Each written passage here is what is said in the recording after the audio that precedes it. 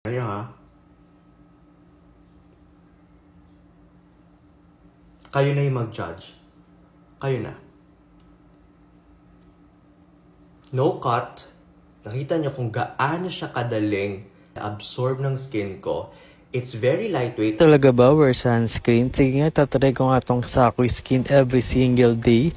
So, meron nga siyang SPF 50 PA+++. And ayun nga pala yung packaging niya guys.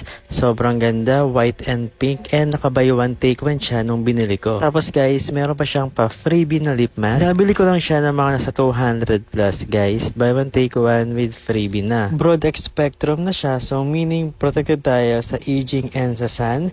So, this is water-based gel, lightweight nga, non-greasy and no white cast. And sabi nga ni Wear Sunscreen na super lightweight nga ang product na to. And as you can see, ina-apply ko na nga siya sa aking skin. Pwede rin daw itong gawing primer or base ng inyong makeup. Kasi nga, very lightweight siya, hindi talaga siya malagkit. And lagi ko talagang sinasabi na always wear sunscreen. Everyday yan guys, umaga, kahit umuulan, kahit nga gabi. Pero hindi kayo matutulog nang nakalagay ang sunscreen ha. So ayun nga guys, binablend ko na nga siya sa aking face and very fast absorbing, very lightweight at wala talaga siyang white cast. Nakikita niyo naman guys, konting blend ko lang and nawawala talaga yung white sa aking face. And also guys, don't forget your neck area and likod ng tenga. Kasi baka mangitim yan guys pag tatapatan ng araw. And by the way guys, ginawa ko nga pala yung reverse washing. Naturo rin ni Wear Sunscreen.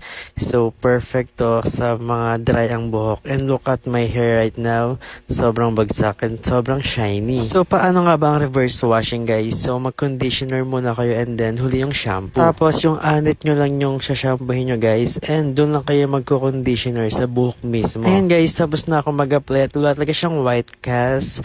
So, meron siyang pagka-matte finish and ayan, perfect nga to sa mga oily skin and all skin types na rin.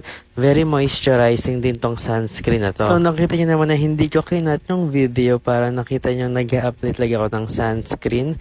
And ayan, walang daya. At kung gusto nyo i-avail ang product na to guys, ilalagay ko sa yellow basket.